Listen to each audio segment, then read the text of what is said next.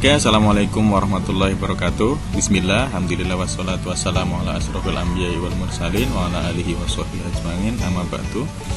Ya, pada pertemuan kali ini kita akan berbicara tentang fikih muamalah.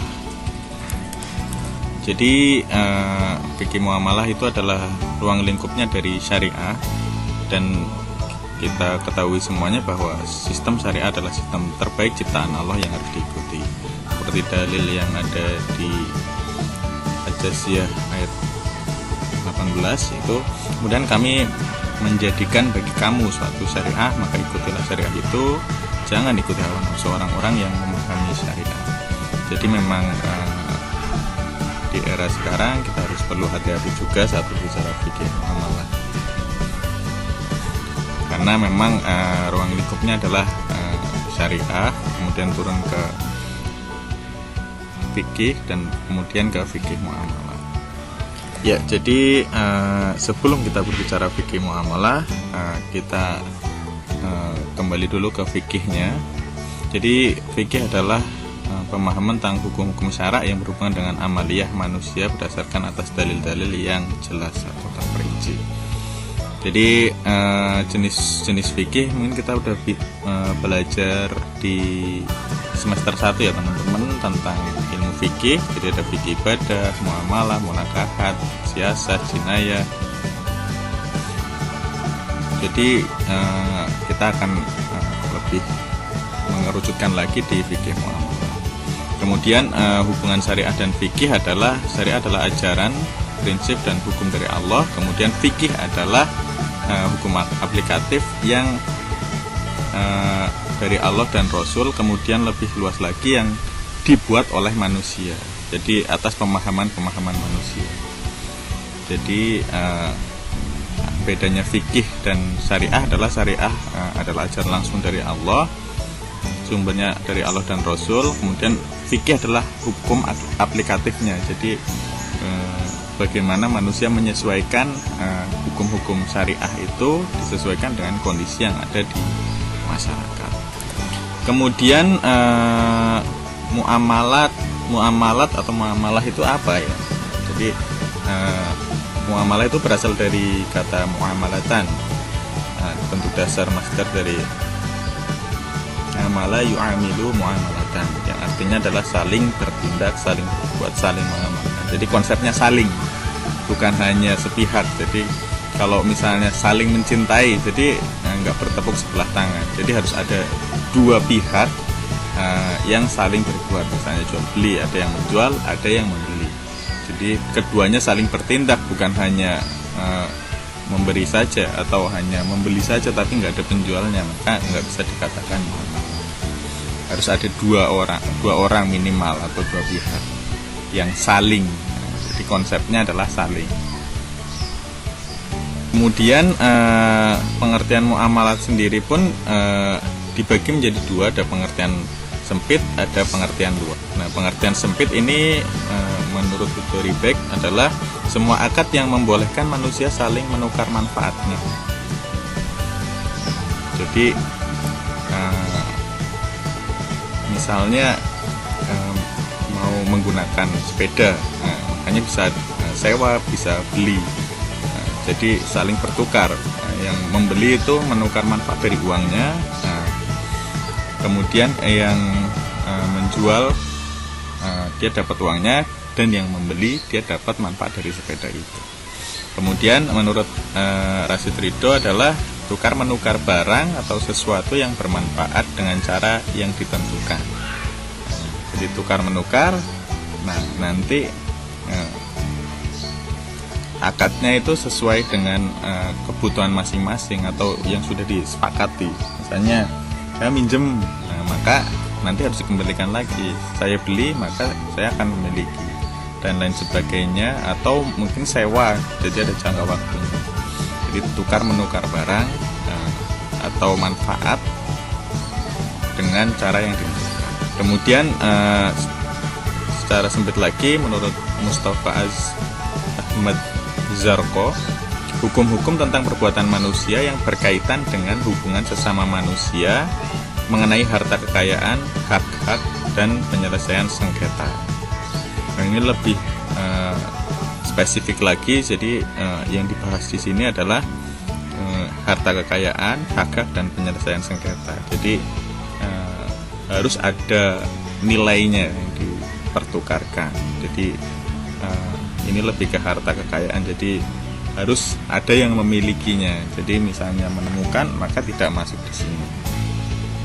Kemudian ini pengertian secara luas menurut Imam Syafi'i, al-ilmu bil ahkam asy-syar'iyyah al-amaliyah al-muktasabah min adillatiha tafsiliyah. Jadi mengetahui hukum-hukum syara yang bersifat amaliyah yang didapatkan dari dalil-dalil terperinci. Jadi di sini saat kita berbicara fikih muamalah, maka itu ada ilmu tentang hukum syariah, kemudian amaliyah atau aktivitas, al-muktasabah adalah proses ijtihad ulama, kemudian dalil-dalilnya juga terperinci.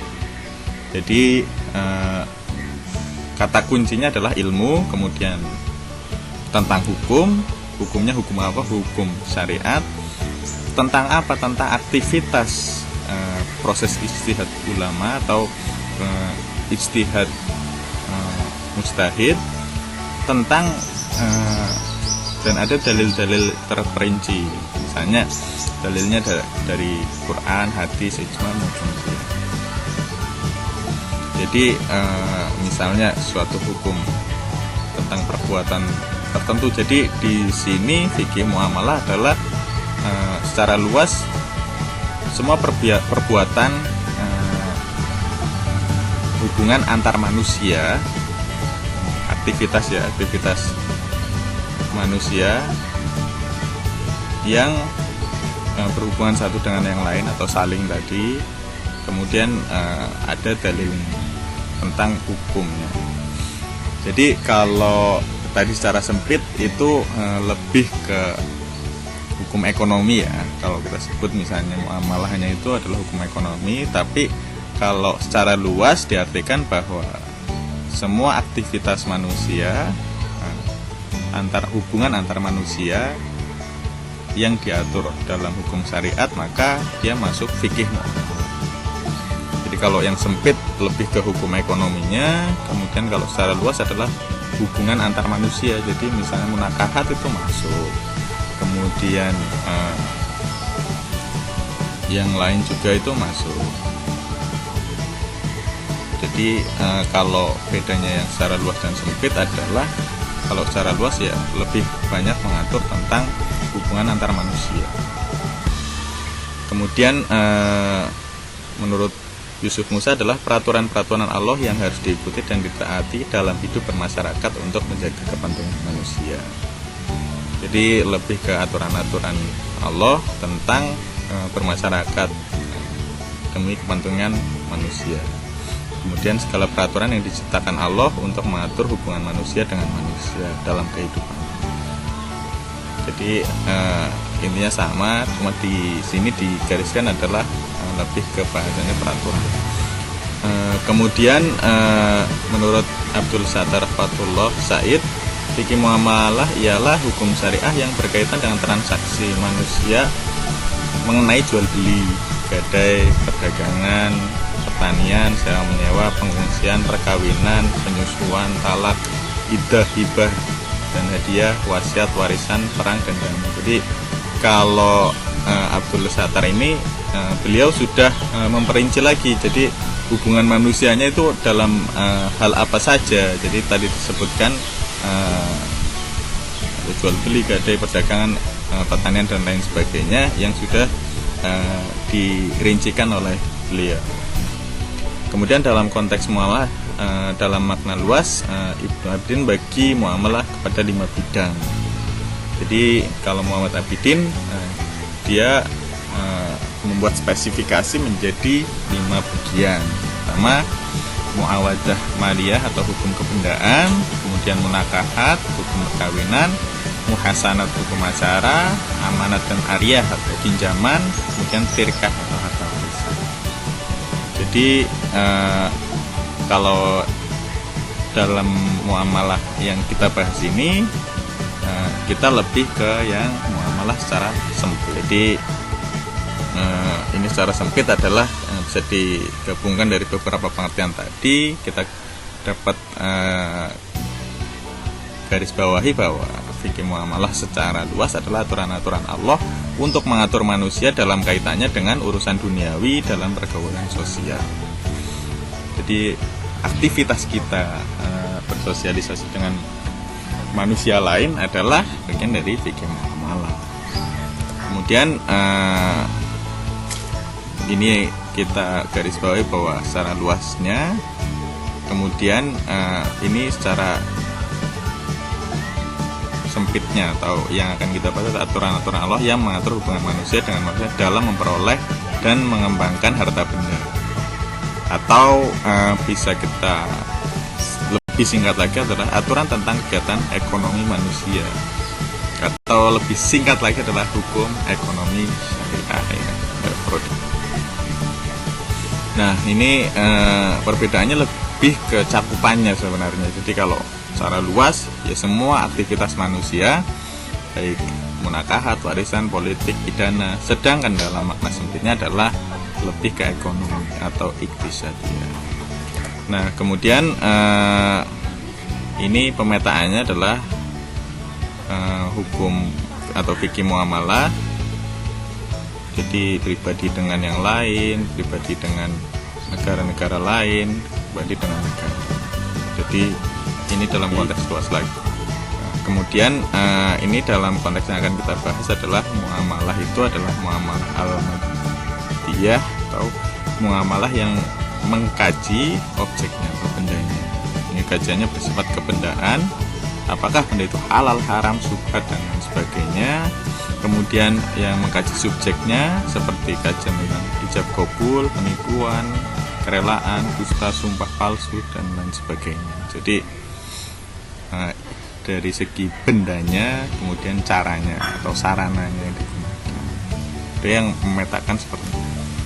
Nah, ini ruang lingkup fikih muamalah ada banyak sekali ya. Ada harta, kemudian akad, buyu, jual beli, arohen, kemudian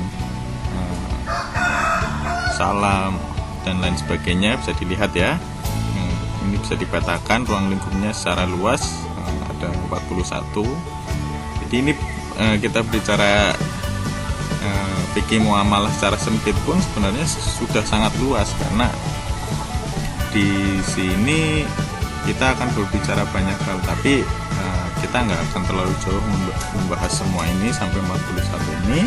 Nah, paling tidak ini yang ada di era modern. Nanti kita akan banyak diskusi juga tentang hal ini. Jadi fikih muamalah atau hukum ekonomi syariah secara modern atau di era sekarang, mungkin milenial akan lebih paham dan lebih banyak yang mengaplikasikan ini ketimbang saya ya. Jadi terkait perbankan, asuransi, pasar modal, obligasi, reksadana, PMT, koperasi, pegadaian, MLM syariah, fungsi uang, kebijakan fiskal, kebijakan moneter, termasuk juga nanti Bitcoin juga sebenarnya bisa masuk di sini.